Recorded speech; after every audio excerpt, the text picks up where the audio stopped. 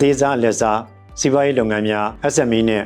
ပုံမှန်ဝင်မရှိဘဲရာသီလိုက်လုပ်ကိုင်ရတဲ့လုပ်ငန်းများလုပ်ငန်းပုံမှန်လက်ဖက်နိုင်ရေးအတွက်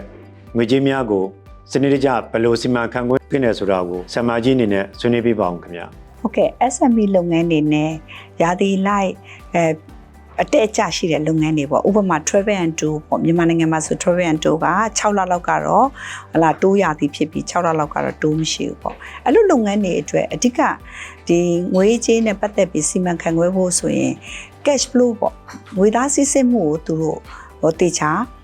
ရေးဆွဲရမယ်ငွေသားစစ်စစ်မှုကဝင်ငွေမရှိတော့တဲ့အချိန်မှာဘာလုပ်မလဲလုပ်ငန်းရည်ရှိရပ်တည်ဖို့အတွက်ကိုပေါ့နော်အဲ့တော့ငွေသား cash flow ရေးဆွဲပြီးတော့စီမံခန့်ခွဲမယ်ဆိုရင်နံပါတ်1အသုံးစရိတ်ပေါ့အသုံးစရိတ်ကိုလည်းသူက control လုပ်ရမယ်အသုံးစရိတ်ကို control လုပ်ပြီးတော့ budget ကိုတေချာရေးဆွဲရမယ်နောက်တစ်ခါသူကအဲ့ဒီလိုငွေမဝင်တော့တဲ့အချိန်ကျရင် emergency fund အနေနဲ့သူ့ရဲ့လုပ်ငန်းလည်ပတ်ဖို့3လကနေ6လအထိဘီဘဏ္ဍာငွေကိုချီမာမြန်ငွေကြေးမလုံလောက်ရင်ဘယ်လိုစီမံမလဲလို့သူစဉ်းစားရမယ်ဒါဆိုရင်ဒီလိုမျိုးငွေလိုအပ်လာပြီဆိုရင်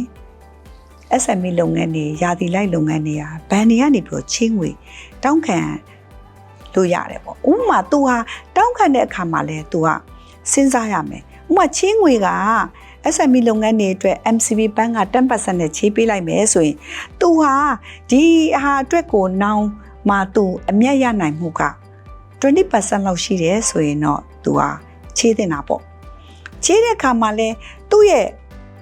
ဘလောက်ကာလနဲ့ချေးမလဲဆိုတာသူစဉ်းစားရမယ် short term ချေးပါလား long term ချေးပါလား short term ချေးမယ်ဆိုရင်လည်းဥပမာ working capital လှည့်လည်ငွေရင်းအတွက်လိုအပ်တယ်ဆိုရင်ကာလတိုပဲချေးတင်တယ်ကာလတိုချေးငွေကအတိုးနှုန်းနည်းတယ်ကာလရှည်ချေးငွေကအတိုးနှုန်းများတယ်ဒါပေမဲ့သူ့လုပ်ငန်းတိုးချဲ့ဖို့အတွက်စက်တွေဝယ်မယ်ဟလာပုံသေးပိုင်ဆိုင်မှုပစ္စည်းတွေဝယ်မယ်ဆိုရင်တော့ကာလရှည်ချေးငွေချေးရမယ်